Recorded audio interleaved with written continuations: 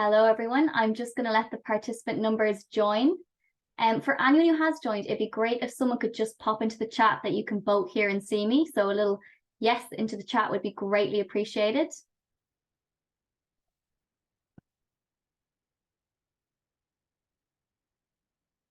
Nobody has put anything into the chat, but I am going to assume that you can both hear and see me.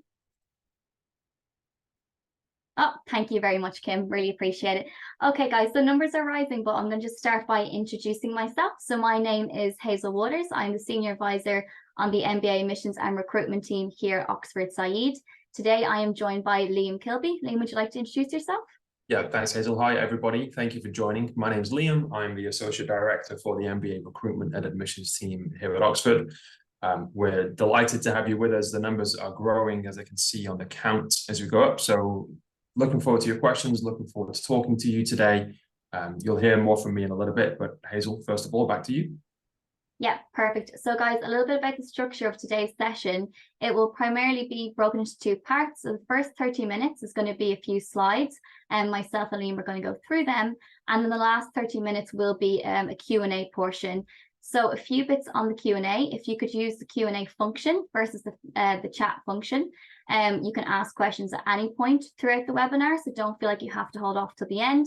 Myself and Liam will try our best to get through as many as possible toward the end. And it'd be great if you could just keep your questions broad. We would like to answer as many questions as possible and to sort of give as much generic answers that would help the majority of people who are in attendance today. Perfect. Okay, so Liam, would you like to start? Yeah, if you can move on to the next slide for me, please, Hazel, that'd be great. Guys, the first thing I'm going to talk about is just the application deadline. So we're at the beginning of a new cycle for recruitment and admissions onto the Oxford MBA. I think most people are aware, but just to cover the basics, it's a one-year program. It's a September intake. And so any one of these application deadlines that you see on the screen are open to be included for that September intake. You can apply in just a few weeks' time if you're ready, a year before you physically join, or you can wait till January or wait until March. Now, a question we often get in the team is, do we have to apply as early as we possibly can? I think anecdotally, there's a belief around higher education, around recruitment and admissions that talks a little bit around earlier the better. You have to get in early and to get into your chosen school. I'm happy to share some figures. I don't mind being this open about this. There's no real difference between stages 1 and 2 with regards to your chances of being admitted onto the program. You know, we'll have different numbers of applications. Stage 1 is generally a little bit smaller than stage 2. The January window is often our busiest for the year. And so we'll have more applications in January than we have in the autumn in September. But we know that's coming. And so we'll hold more interview slots in January. We'll make more offers in January. And so the ratio of applications to interviews to offers stays the same, even though the volumes of each one of those pots of people is a bit bigger in January. So in terms of being admitted onto the program, is it better to apply as early as you can? No, not really. I would avoid March more so if that is a concern for you by the final deadline, not just here at Oxford, but at most other schools. By the final deadline, classes are beginning to get a little bit full. There are fewer offers left to make, fewer spaces left to give. And so because of that, the final stage can become a little bit more competitive. We still have a good number of people applying in stage 3, that final stage. And so with the fewer spaces being on offer, but with just as many people as applying, naturally that becomes more competitive. So bear that in mind. The overarching piece of advice I would always give to anyone looking to apply and asking the question, Liam, when is the right time? And the answer is just whenever the right time is for you. We'll talk a little bit in a slide or so around the requirements of the application. What do we look for?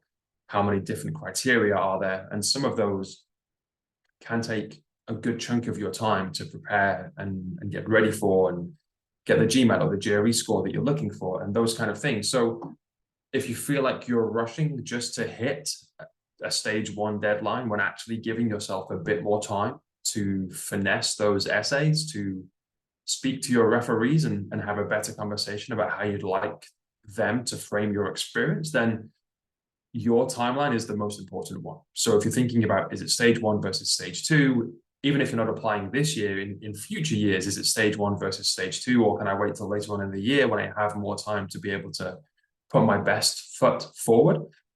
Then that is the right thing to do. Don't feel as though schools are telling you to apply early because you'll get more chance of being admitted, when actually it's not going to be your strongest application. A couple of things to mention where maybe being a little bit early might be beneficial. People will probably be aware that you get a college place here at Oxford. So you're a member of the MBA, but you're also a member of one of the colleges around the network, around the university. And you pay your deposit when you are made an offer. And it's at that point of paying your deposit that you then say, and I would like to be considered for this college around the university. Obviously, the people that are paying their deposits sooner will get their pick of college sooner. You can't choose your college until you've committed and paid your deposit. And so if you're applying in an early stage and get your offer and pay your deposit, you can then start to look at your college before the other people kind of get in line. And that's important because some of the colleges, maybe the one that you want, will only take a handful of MBAs from each intake. At one end of the spectrum, we have one college that takes maybe 70 MBAs of the class of about 335, thereabouts. The other end of that spectrum will have a college that takes 2 or 3 MBAs. But if that's the college that you want, being first in queue, first in line for that college can be beneficial. And that comes with applying early, or at least with securing your place early. So you could still apply in January, be interviewed, and then get your deposit paid sooner than some other people within your stage. And that jumps you up the queue because, again, it's that deposit payment point that allows you to then choose your college. And the final thing, just about, is it better to apply early or not? Obviously, we look to try and secure and offer scholarships and funding options to as many candidates as we can. We'd like to offer it to everybody. We don't have the funds to offer a scholarship to everybody, but scholarships are given out from stage 1 admissions committee. So if you're applying in September for stage 1 this year, you'll be interviewed probably sometime mid to late November, early December. You'll have an offer of admission by the middle of December, and you'll have an offer of scholarship before Christmas, which means that, again, if you're in stage 1, you'll be at the front of the queue for those scholarship conversations when the scholarship committee meets to decide who we'd like to offer some funding to once we know who's been admitted to the program. Now, it's not the end of the world if you're not in stage 1. We keep funding back for stage 3. We keep funding back for stage 3. So there'll still be scholarships aplenty in those 2 stages. But it is fair to say that the amount of funding that is left will be somewhat reduced because some scholarships will be given in stage 1. So if funding is very important to you, then I would suggest try not to be any later than the January window, because that deadline also coincides with the expiration date, with the deadline itself of when you can apply for some of the larger scholarships here at Oxford. So chances of admission, in summary, no difference really at all. March can be a little bit more competitive. Chances of getting the college that you want, and chances of being awarded funding maybe earlier in the year, then yes, there is some difference in applying in stage 1 and 2 versus stage 3. But the differences between stage 1 and stage 2 are fairly negligible. I would not let that change your mind about the timeline that you're probably already working to if you're thinking of applying this year. Hazel, over to you, I think, for the beginning of the next slide. Guys, if you have questions about the deadlines or anything that I've covered, put them in the Q&A box. We'll get to them at the end of the session. Perfect. Thank you, Liam. So guys, the next slide you have in front of you is the application requirements. There are 7 components here to consider. So if you've never come across these before, it's great to take note of them. They are also listed on the website, so don't worry about kind of jotting anything down. What I will do here is we're going to go through different components, and we're sort of going to give the benchmark of what we would look for at Saïd Business School. But it is important to say that there is essentially a benchmark, but it's not to count yourself out if you don't meet this benchmark. If it's a case that you have a lower undergraduate degree than what I'm about to advise, but you have an amazing professional experience, the committee do look at applications holistically. So that means they'll look at every part of the application. We appreciate that everybody comes with a sort of unique perspective, a unique background, and we understand that every application has got its own sort of strong strengths that it's going to bring to the table. So if there's a component that you're really concerned about and you're worried and you're sort of counting yourself out of the race now, I would suggest emailing our Oxford MBA inbox, and we'll post that link to the inbox on the next slide. So do send us an email. A member of our team will be happy to sort of give guidance or have a conversation with you should you be worried about any aspects of these components. At this point, you should sort of be asking yourself, though, how do I stand out? So I will embellish a little bit and develop on each of these components to sort of give you a little bit of insight into how to give a good application and to sort of show what the admissions committee are looking for. The first point we're going to touch on is an undergraduate degree. And the main word here is it's essential. We do require an undergraduate degree. What we look for is a UK 2.1 or a USA 3.5 out of 4 GPA. We have a very international cohort, so we do appreciate that everybody comes with different scores from different universities. It's not up to you to convert that degree for us. Our team will essentially convert this for you when we process your application. There's no distinct degree that you have to have, so you don't necessarily have to have a bachelor's in business. It just has to be an undergraduate degree. If you are an accountant with an ACCA degree or a CFA degree that's fully completed, this will also be considered. So hopefully that gives peace of mind to any accountants in the audience. The second component is GMAT or GRE. Depending on where you are in your research phase of the MBA, you may not have looked at these at all, or you may have looked at them very thoroughly. We don't have a preference for GMAT or GRE. It's up to the candidate what best suits them. So if you're in that research phase, it's perfect time to start kind of looking at both and doing mock tests for both. Something I will say is that GMAT have come out with a new version, so a GMAT Focus Edition, and I believe you can start taking tests for that in November. And the GRE are also done a revised version that I think is available immediately. So we will accept scores from the new versions, but we will also accept scores from the old versions as long as they are not expired.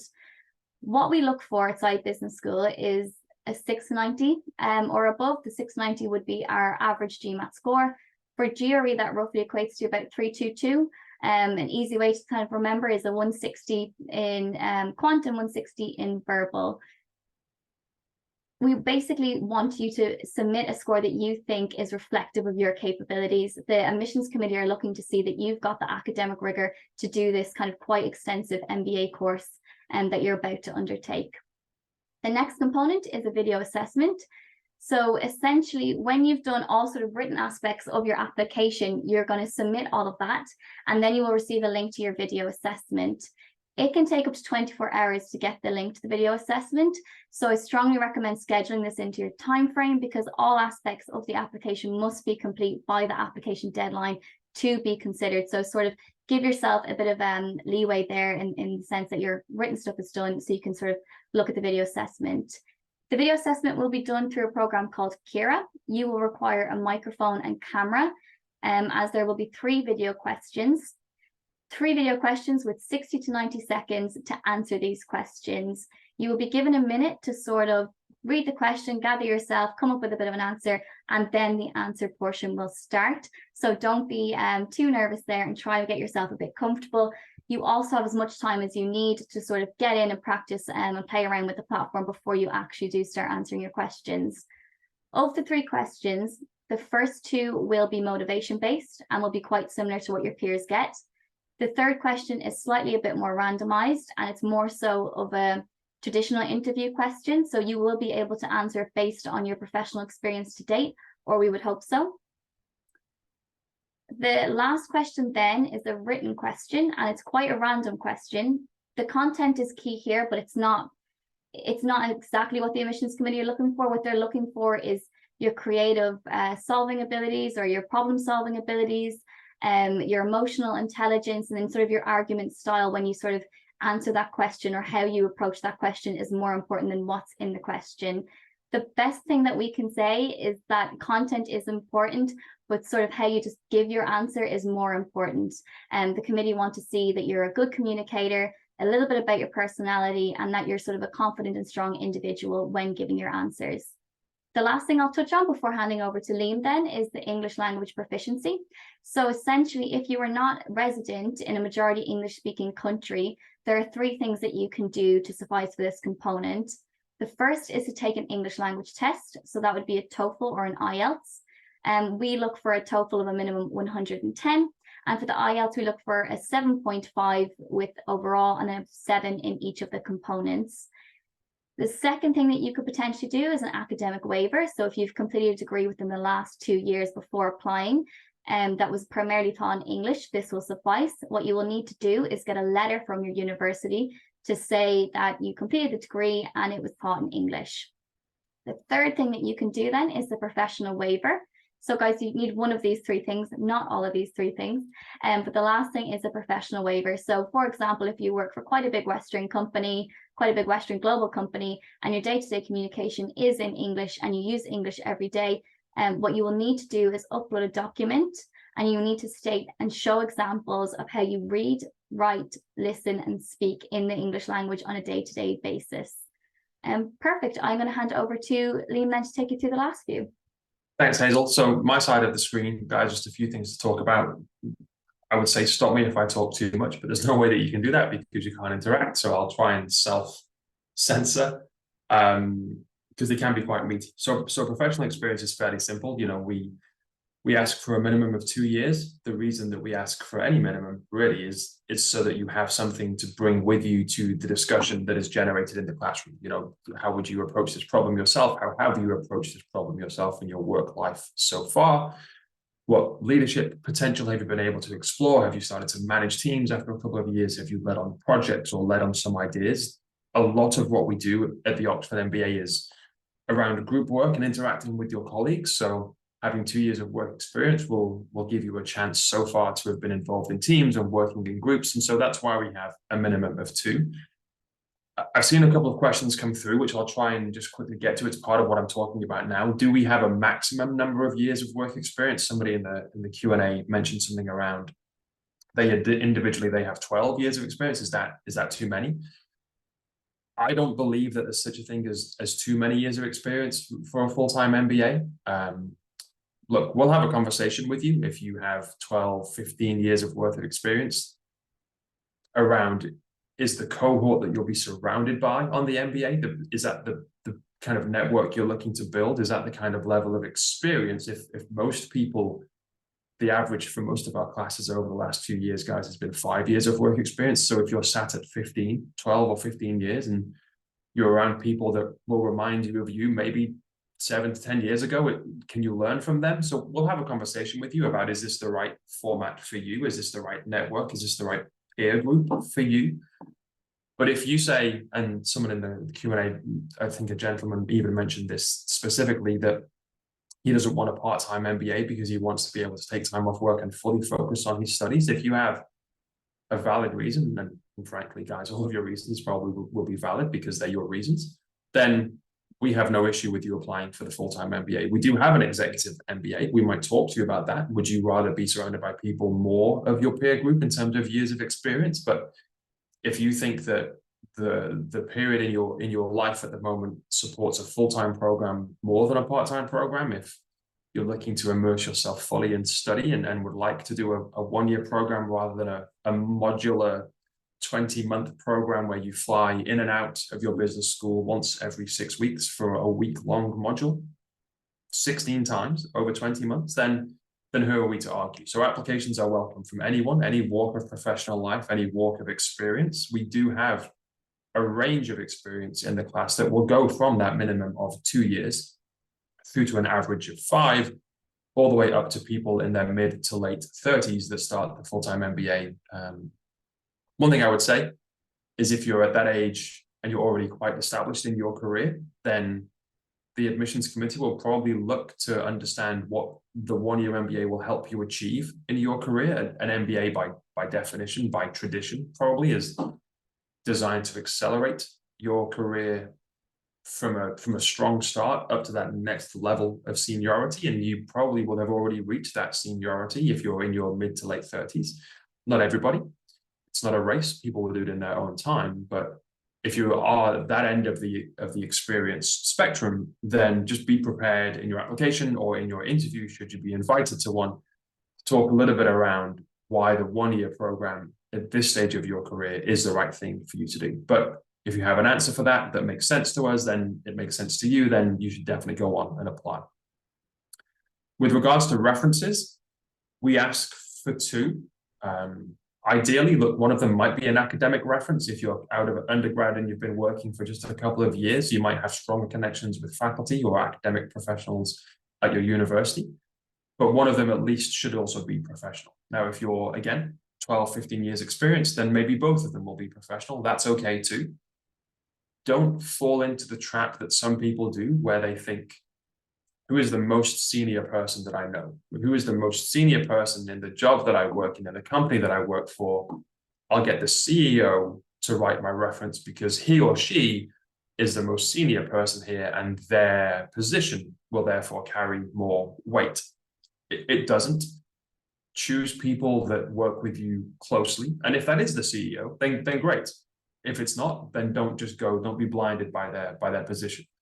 We want to hear from your referees about lots of things around you, things that we don't actually ask you about that much in your application. So we'll ask your referee to rank you on things like leadership skills and communication skills and teamwork skills, and the things that I talked about a little bit of time ago around how we work in groups here at Oxford, in study groups and in teamwork. So how can they talk about you working in teams in your professional career so far? So does one of them have to be your existing manager? No. We know that some people aren't ready to tell their employers that they want to go and do an MBA at this stage in their career. And so if you can't get your existing manager to do it, or if you haven't asked them because you don't feel comfortable opening that can of worms, then that's okay. Get a recent manager or a manager from your recent past, from your recent experience. That will work as well. It doesn't even have to be someone in a more senior position. If they have had leadership experience of you as an employee, that's good, but it's not essential. It can be a peer, it can be a client you've worked for, it can be a personal mentor that you have that kind of is helping guide you through your career, but doesn't actually work with you on a day-to-day basis. Just pick the 2 people that you think know you the best and can really talk about your strengths, but also constructively frame your development areas in a way that allows us to see what value you can bring to the cohort.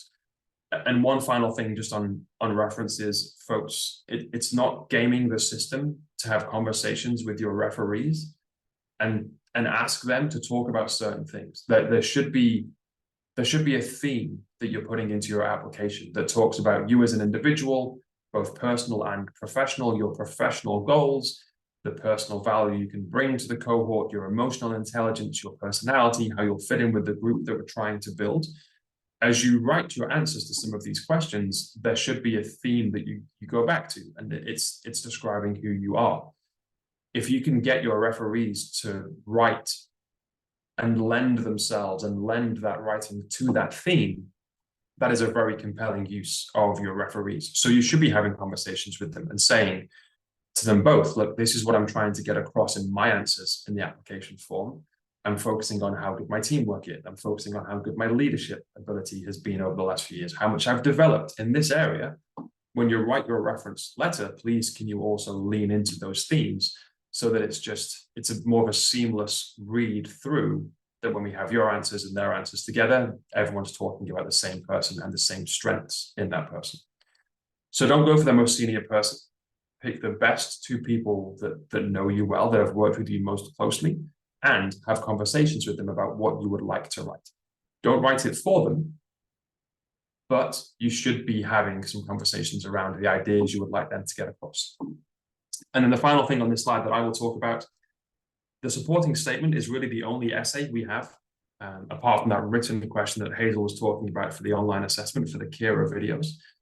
That one is timed. This one is not. It does have a character count, but it's very open. it basically just says, is there anything else you would like the admissions committee to know about you that we haven't found in your application so far? It's not worded that way, but that's essentially what it's asking for. And this is very open-ended, and you can choose whatever you would like to write about. And some people choose a good topic and some people choose a less effective topic. Let me give you an example of maybe both of those things to help you. I think some people are concerned about their GMAT or their GRE score, and therefore will then use the essay to explain why they got a GMAT or GRE score that they got. That can be useful because there could be some extenuating circumstances. Maybe you were ill at the time. Maybe you were doing the online test and the system failed halfway through. You had to get a proctor to dial in and fix it for you. So that is useful information to know, don't get me wrong. But is that useful enough to use your only essay, your only supporting statement, your only personal statement that you have with the school? Is that really what you want to talk about in the one chance you have to tell us who you are and to show us what you'll bring to the cohort? And for some people, the answer will still be yes, that is the one thing I want to write about. So I would never say, don't write about this, because it has to be your decision. But I think a better use of that essay would be a way of finding how you can demonstrate just how unique you are as a candidate. You'll be unsurprised to learn we have a decent number of applications each year. It's a competitive process to get through. One of the jobs you have in your application is to make yourself as unique as you can, make yourself stand out from the crowd as much as you can. And one of the ways of doing that is using the supporting statement to talk about something that is unique only to you. So here's an example of what I thought was a good essay from a few years ago. We had a lady who didn't have a very good GRE score, so could have written about that, but decided not to. Instead, she told us that she was a professional dancer from the age of 4, I think, all the way through to 18 before she went to university. And she was able to talk around how she balanced the workload of high school with dancing, how dancing had taught her how to do things like time management and how to work as part of a team and all the things that we've already talked about. So it was good in one way because we had no idea she was a personal dancer. It wasn't on her resume. It wasn't on her CV. We also noticed that she was able to link the learnings of being a professional dancer through to what her career would be. Not in terms of she wanted to go and dance for her career. That's not what I mean, but in terms of transferable skills that she learned from her dancing career that could be used really in any career post-MBA. And so that was a slightly better use of her supporting statement because it allowed us to see what value she would bring, what is unique about her professional skill set that she developed through a very personal hobby and actually profession because she was paid for it. But it just gave her an extra edge so that, and this is a very dramatic example, but this is what it essentially comes down to, guys. If we have one space left and we have 2 people that we're deciding between, and we have one person who's used their essay to explain maybe why their GPA was a little lower than they would have liked, or we have one person that demonstrates the human being that they are behind those black and white application materials, what their personality is like, what their emotional intelligence is like, how they will fit in with the group of human beings we're trying to bring together for this cohort to make it as interesting and diverse and engaging and as challenging in a respectful way as we can, we'll pick the person that we can know more about every single time. Because every person that we don't quite know what their personality is like, every person we admit without knowing that information is, to some extent, a calculated risk, because we don't know how they'll interact with teams. We haven't seen it in their application, but they have a strong enough profile and they've done well enough at interview that they deserve a slot. But if it's between a person who we know very little about, other than just what his or her GMAT score is and what his or her professional goals are, versus someone who we know those things, but on top of that, we also know a little bit more about how they interact with groups, how they lead in a certain way, how they want to develop, what value they can bring, the person that we know those things about as well will almost always get the spot. So use the supporting statement for whatever you think is the best way that you can provide and prove what value you can bring to the cohort. Hazel, I've talked for a long time there. I knew that I would. Do we have anything else we want to talk about before we go into the question slide at the end? So I will do is sort of cheat a little bit. So some people had follow-up questions about the video assessment, which is completely understandable. Guys, the video assessment isn't an interview. It's an additional, or it is inclusive in your application. It's just not going to be done on the same platform. So initially you will do your application, which hopefully a lot of you have started now or have looked into. You will type your answers there, and once sort of that aspect of your application is done, you will submit it, and then you will be emailed a link to the video assessment. It's part of the application. It's not an additional interview question, so, or it's not the interview that you will do. So hopefully that kind of clears that up a little bit. But no, thank you very much, Liam. That was really insightful. Guys, that is essentially the last slide. We are now into questions. We have done that for exactly half an hour, which is perfect timing. We've already answered 25 questions and we have 44 come through. So we're going to try our best to get through as many as possible. Do keep a look at the answered section. You may get typed answer versus a live answer question. Liam, would you like to take the first one? Yeah, so I marked one early on that I wanted to answer live. The question is around the interviews. Are interviews done at the university or are they done virtually? There are probably three options that you'll have, depending on where you're based. Most of them, the vast majority of all admissions interviews are done virtually over Zoom. All interviews are one-on-one. It won't be a panel. It will be a member of the professional team here at the school. It could be the MBA director. It could be someone at senior faculty. It could be me. It could be Hazel. It could be one of our team. Could be anyone except alumni or current students. We don't use those groups to interview. So it'll always be one-to-one. Most of them will be done virtually. What you'll notice if you have already gone on to maybe start an application this year, or what you'll notice when you do go on to start an application, hopefully, is that there'll be a question towards the end of the application form that says, if you are invited to interview, give us 3 cities you would like to be interviewed in, because what we're doing this year, more than maybe in previous years, and certainly since COVID hit, is we're trying to kind of meet you halfway. So the answer is yes, there'll be some interviews that take place in Oxford, and for people that are applying in September, we are working towards kind of an interview day in Oxford very early December. It's not fully formed yet. We haven't advertised it yet because we want to make sure that there's enough interest that we set aside a day of resources to be able to do it. We also need to book lots of rooms and get lots of interviewers in place and do all the things, kind of logistics behind the scene. But yes, some will take place in Oxford. Some will take place online, virtually. And then there's kind of like a middle option where we'll try and meet you in the middle. And we will travel to certain spots around the world and hire a venue, maybe use alumni offices, although the alumni won't do the interviews, we could use alumni offices and meet you in the middle there. So in your answer, when it says, if you are invited to interview, where would you like to be interviewed? If you want to come to Oxford, please say Oxford. If you want to go to maybe a major hub, we almost always will go to places like New York. We'll go to places like Singapore, probably. We've been to places like Johannesburg and Cape Town in the past. We've interviewed in Latin America in the past. Based on the answers that people give in their application form, we'll see where there is a real concentration of people looking to be interviewed in the same city, or at least within the same region of each other.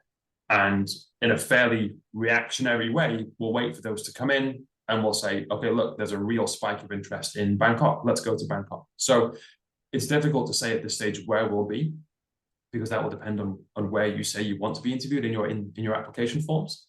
But we will have those 3 options. Most people will still do it virtually. Some may come to Oxford.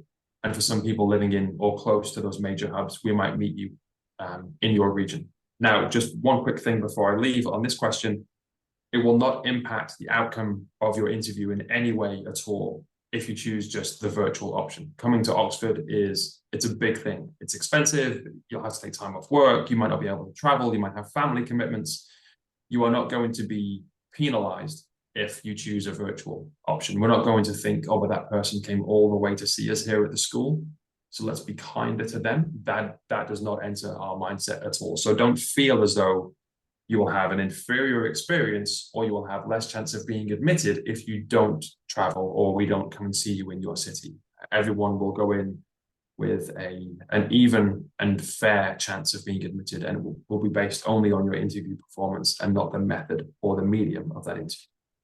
Hazel, over to you. Perfect. I'm going to take the question from an anonymous attendee.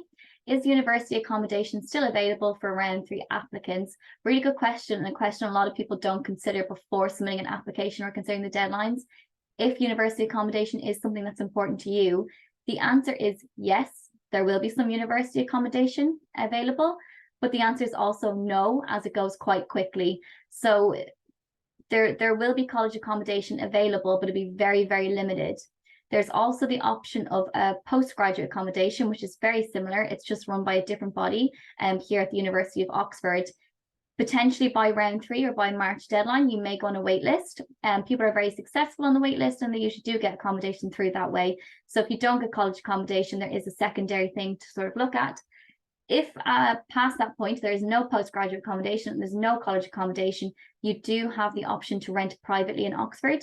It can be slightly a bit more expensive, but it does suit some people's needs in terms of they get a bit more selectivity in what they want. They sort of get to pick the size, the location that they want. So there is options, and you will get accommodation.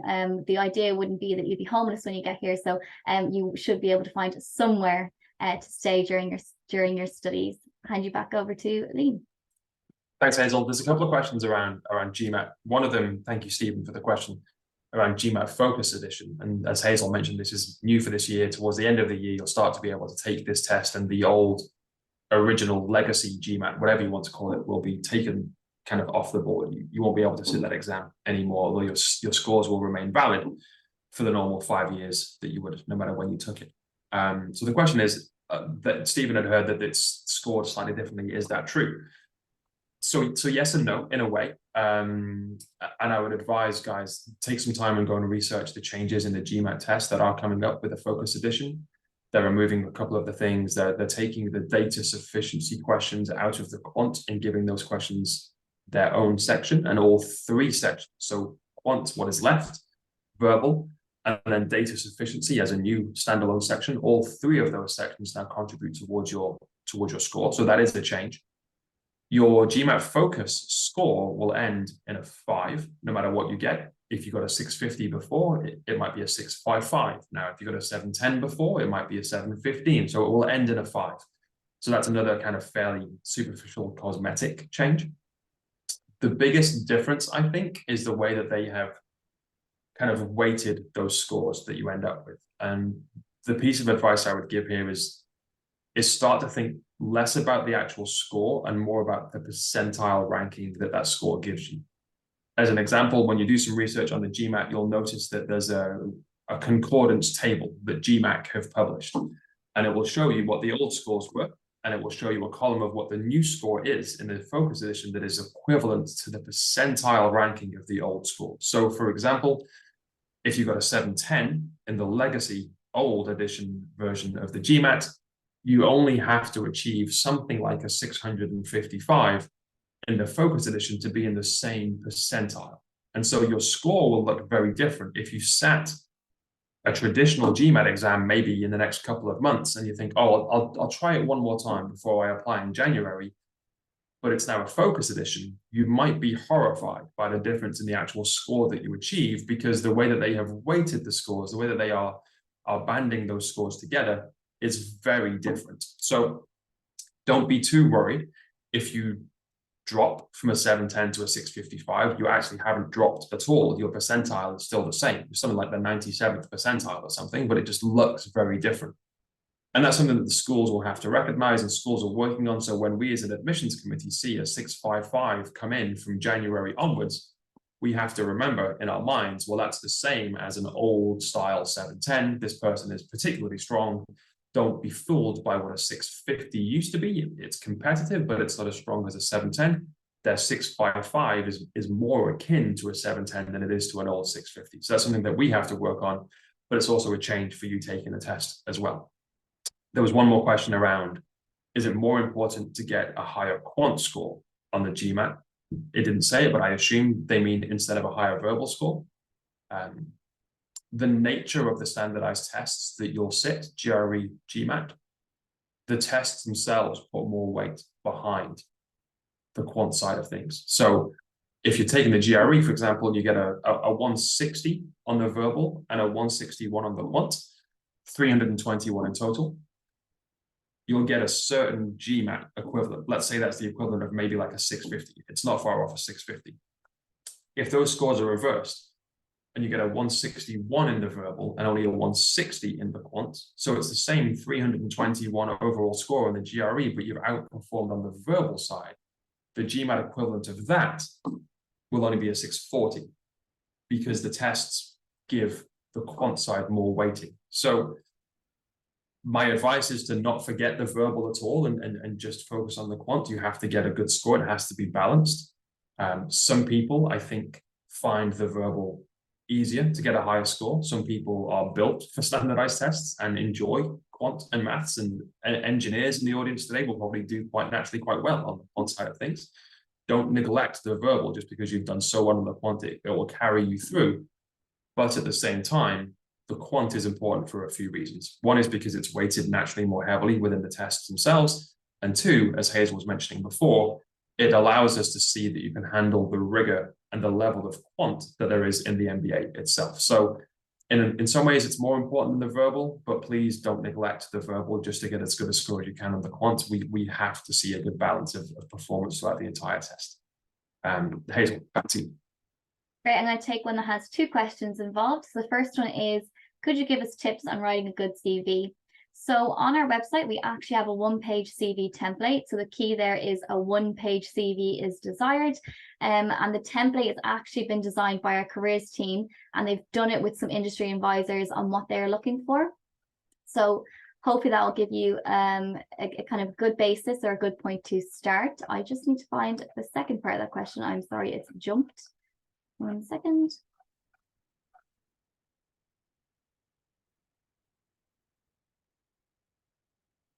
It has disappeared. I'll have to come back to you on your second part of your question. Oh, I believe it was on your GPA that you have a 3.0 GPA, and what you can do essentially to balance out your application. So we appreciate that people did their undergraduate degrees quite a while ago. They potentially were in a different point in their life when doing their undergraduate degrees and maybe didn't take it as seriously as they would do now. And this is something the admissions committee do understand and do consider. The best advice I can give is submit an all-round strong application in other areas. Ensure you've got a strong personal statement, that you've kind of given yourself the time for the KIR and the video assessment. And the strong GMAT or GRE definitely helps. It's like what Liam just said there, showing that you're ready for the academic rigor now is key. So if you can apply with a strong GMAT or GRE, that is helpful. But thank you very much for your question. Hazel, I've got one that I'm going to take around the word count in the professional experience and the post-MBA career goals, and how there actually isn't a word count. And do we have a recommendation on how much they would write? So this is very subjective, guys. We're a one-year program. Some people use us to make one change in their career. Maybe they want to change geographies. Maybe they want to change sector or job role. Some people use us to change all three of those things and change everything about their career. And you can do both of those. You can just change something quite small. You can maybe even return to your existing employer and have not much of a change at all, maybe just to get promoted or accelerate. Or you can change drastically. You can change everything. So my answer to the question is, make it relevant to what you're trying to achieve in your post-MBA career goal. If you are returning to your employer, maybe you're even sponsored. Those kind of, what do you plan to do post-MBA, and what is your plan B if it doesn't work? Those answers can probably be quite brief because you're sponsored to return to your existing employer, and therefore it's fairly obvious what's going to happen post-MBA. Please write something. Please talk about maybe the role you'll go back to. Please talk about the skills you'll develop on the MBA and how they will help you in your future career.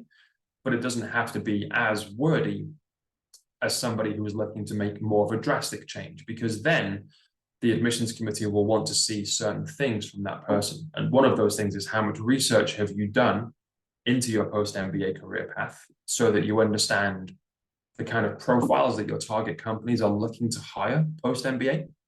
How do you fit that profile already? How have you understood what they look for? Have you spoken to the recruitment teams? Have you networked with them to understand what they're seeking?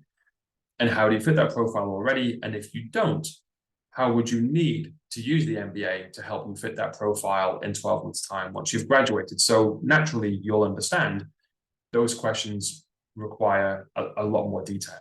Because if you're coming to us and saying, I think the Oxford MBA in its one-year program is going to be enough for me to move from a marketing role in a small tech firm in North America to be an investment banker working in London for Goldman Sachs, and I have little financial experience, but a 1 year is enough, then it's your job. I talked about your job as an application.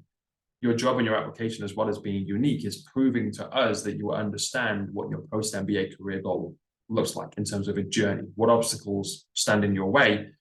How will you overcome those obstacles, either before you join the MBA or using the MBA to help you overcome them?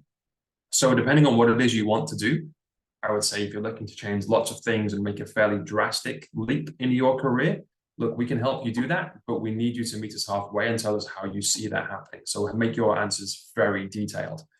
If you're looking to return to a family business, we'll ask you some things about, well, how will your role change when you go back? Will you take over? Will you move up the hierarchy? How will it be different? What skills will you learn? But those kind of answers that are involving less of a career change can be a little less wordy and a little more brief. So it's subjective, but make it relevant to what you're trying to do, and ask yourself in the back of your mind when you're answering those questions, have I got the balance right between being ambitious and wanting to progress and accelerate and transform my career, but are my answers grounded in reality? Have I written enough detail that allows the admissions committee to see that I know what's ahead of me and I know what challenges I'll face, but here's how I'll achieve that, and here's how I can develop. And these two things added together will make it worthwhile and make it reasonable. Don't write essays and essays. We don't need you to write pages and pages of rationale and justification about your business idea or about your career plan, but make it detailed enough that we can at least see that you've done your research and you know what challenges are ahead of you, and you've got kind of suggestions as to how you're going to overcome them already before you even join the class. So it's not a very firm answer. I'm sorry, forgive me, but it obviously depends on who you are and what you're trying to do. Make it relevant to what you're looking to do post-MBA. That's all I'll say. Hazel. Yeah, Liam, I'm just going to take three quick ones to sort of get a bit of a burst. Guys, we have answered 55 questions, so thank you so much for being so engaging. It really helps, and it's the reason we're here to kind of do these things. First person has said, I have done the IELTS, but would like to upload onto the platform. How do I do this? Essentially, when you do your test scores, like your GMAT, your GRE, your IELTS, or your TOEFL, you may need to let our institution view it, or you will need to. I believe for the IELTS, you don't need to do anything else other than, say, the business school, and we'll be able to access it. For the GMAT and GRE, there will be certain codes that you need. Don't worry about this until you essentially get to your application and get to the test score section. There'll be information there on exactly what these codes are and how to use them. And then that will mean that the committee will be able to look at your test scores from basically from our side. But thank you for your question. The next person has said, I've been working as an entrepreneur for a number of years and currently managing all aspects of the work done.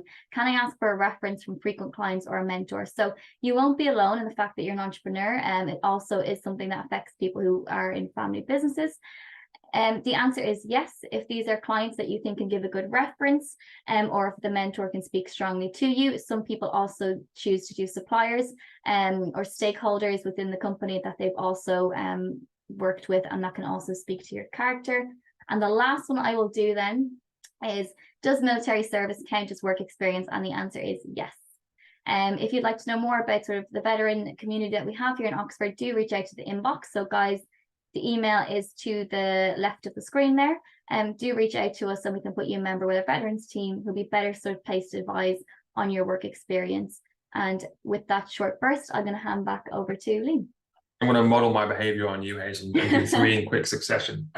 Question number one, is there any benefit in taking and retaking the GMAT a few times if you get a better score? Kind of yes and no. The GMAT, like once you're admitted, the GMAT becomes a lot less relevant. Not completely irrelevant, because there are still scholarship conversations to be had, and some scholarships that we offer, not all, but some of them are academic merit more than anything else, and GMAT score is part of academic merit. So even after you've been admitted, if in the back of your mind you think, you know what, I want to take the GMAT one more time because I think I can get a 20, 30 point increase in my score, if you want to, then you can. If you get a higher score, then tell us yes, because it might be a more convincing argument to get you some funding from that academic merit pot of money.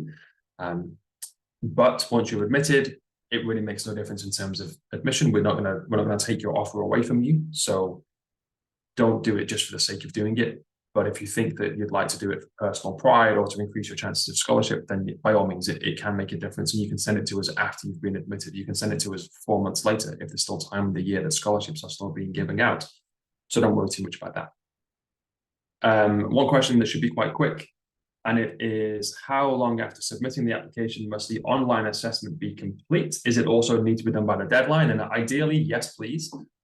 Hazel mentioned before, once you submit your application, and that is everything else, references, supporting statement, you've answered the career questions, you've uploaded your GMAT score, you've done all the personal information, name, address, citizenship, all of those things are complete, you submit.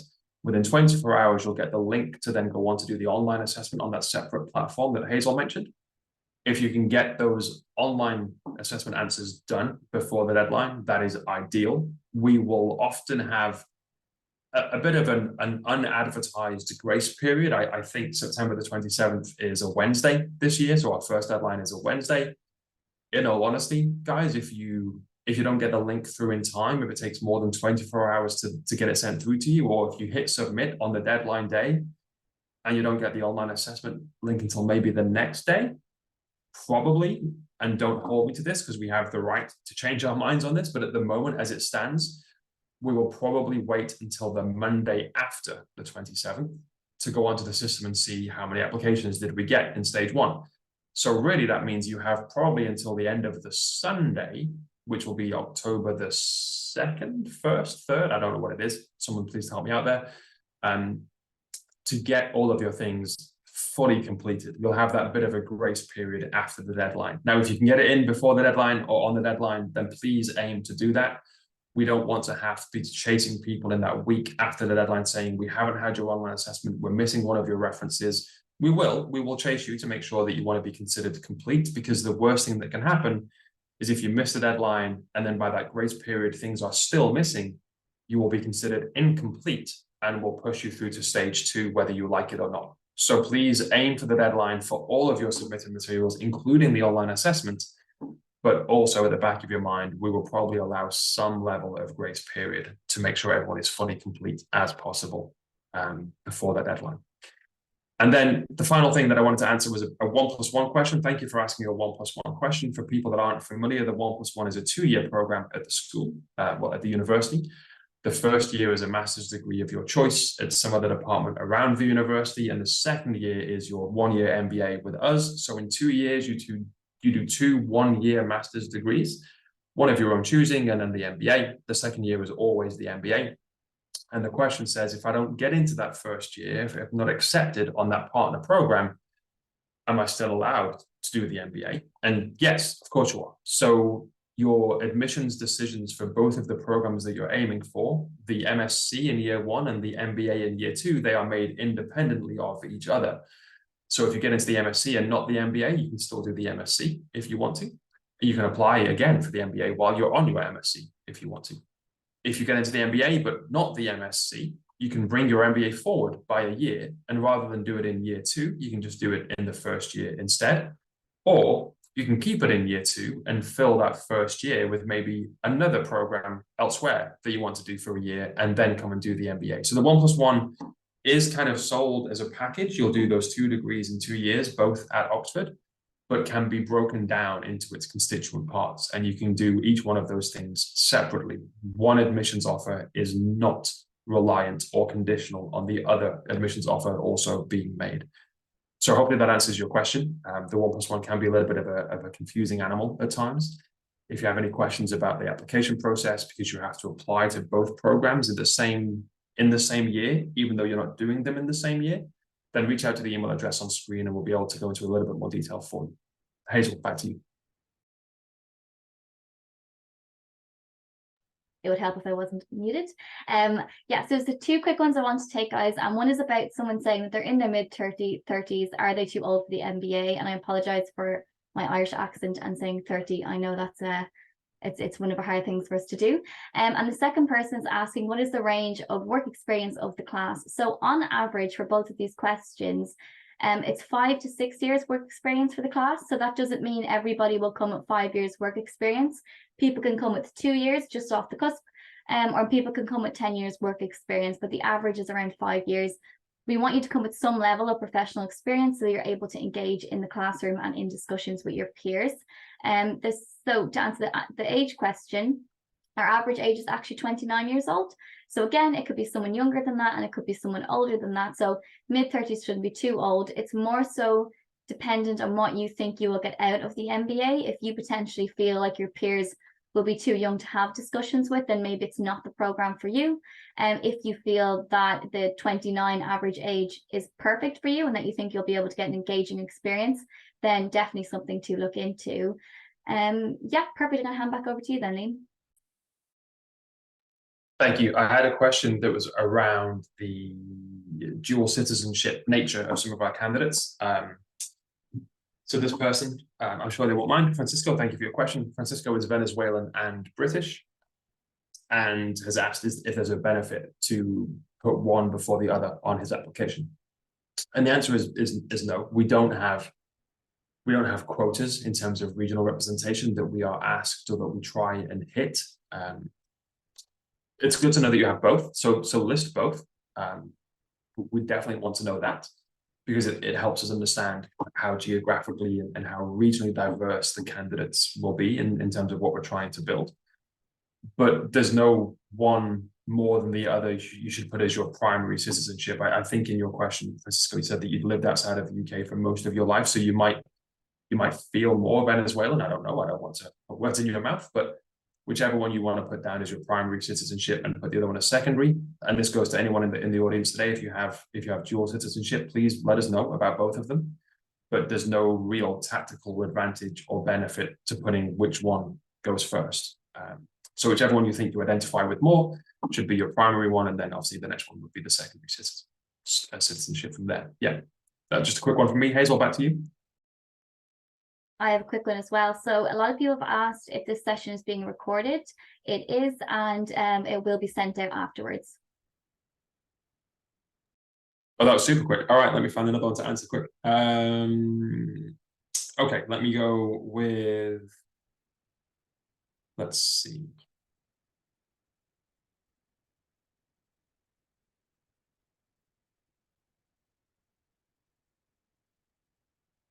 Answered that one, I think. Okay, so someone has asked that can one of the recommenders be an official in a company or working in a part-time role, and then another question which was linked to this says, my referee has left their job recently, but I believe the application form asks for a professional email address. What can I do? So there's no limit on who your referees are in terms of permanent employees, full-time employees, part-time employees. That doesn't matter at all. They don't even have to be employed, to be honest, at the moment they write the letter. If they're not, that's okay. We do look for a professional email address if possible, if they are employed by a company, because that shows that this person is who you and they say they are. But if somebody isn't working at the moment, then we can accept a personal email address.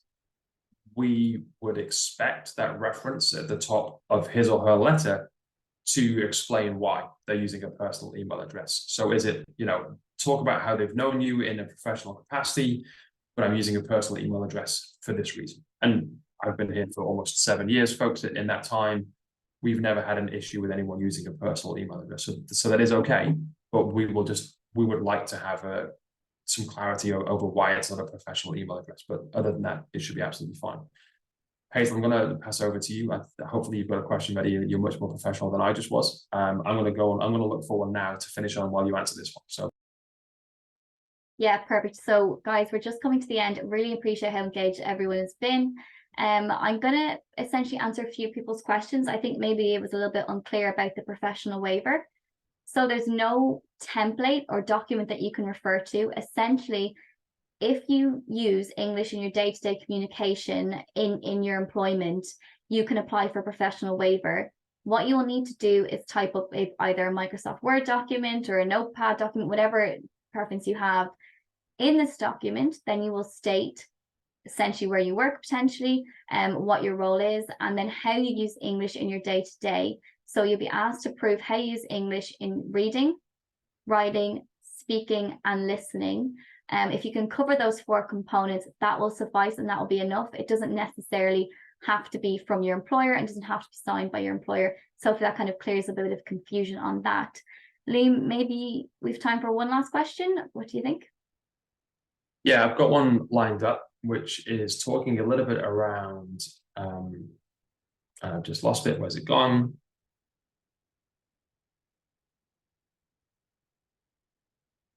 Oh, it was about, yeah, okay, found it. Do you have to submit separate scholarship applications as well as your actual MBA application? And the answer is, it depends on what scholarship you're talking about. So very quickly, before we get to the end of the session, we have two pots of money. One pot we control ourselves, that's internal to Saeed, and one pot is given to us by external donors. And those external donors often have a clear idea in their mind what kind of profile they would like that money to go towards. So we award it at the school, we give it out, but we give it out under clear and fairly precise instructions in terms of who gets it or the types of people that get it. So for the pot of money that we control ourselves internally, there is nothing extra you have to do. You simply apply to the program. If you're admitted after your interview, you are then automatically considered and in that conversation for the money that we control. If you're aiming for one of the externally funded scholarships, and these are normally the ones that have a person's or an organization's name attached to them. So the scholarship for social entrepreneurship, the Laidlaw scholarship for female candidates, the Weidenfeld-Hoffman scholarship, the ones that have like a name on them, they will often have either a separate essay and or a separate interview for the scholarship itself. So my biggest piece of advice here is look into the range of scholarships we have. There's quite a few to go through, and research the ones that you think you are eligible for and find out in that research what application requirements the scholarship has alongside your normal application requirements for the program itself, because we don't want you to get to the situation where you've applied for the program and you've been admitted, and then you try and apply for your scholarship, but the deadline has passed for the scholarship and it's too late.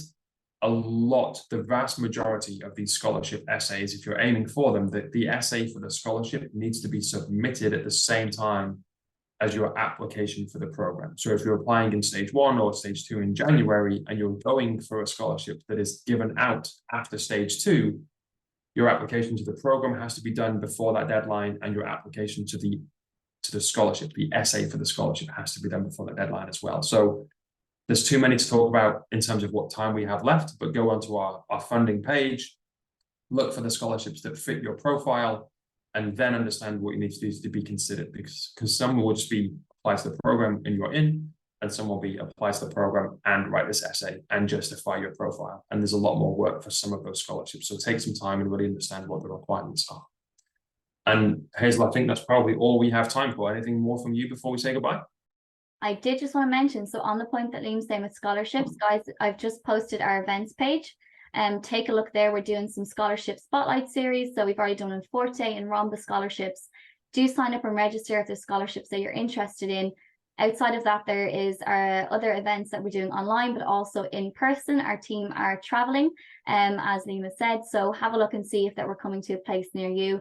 Other than that, that's everything from me. Anything from you, Liam? No, thank you very much for coming along, guys. We really appreciate how engaged you were. Thank you for all the questions, and I'm sorry we couldn't get to them all. You've got our email address. Keep in touch. Good luck to the people that are applying in stage 1 in a few weeks' time. Any last-minute panics or nerves, reach out. Would love to hear from you. And just keep in touch, and hopefully we'll see your applications come in soon. Thank you. Thanks, everyone. Bye for now.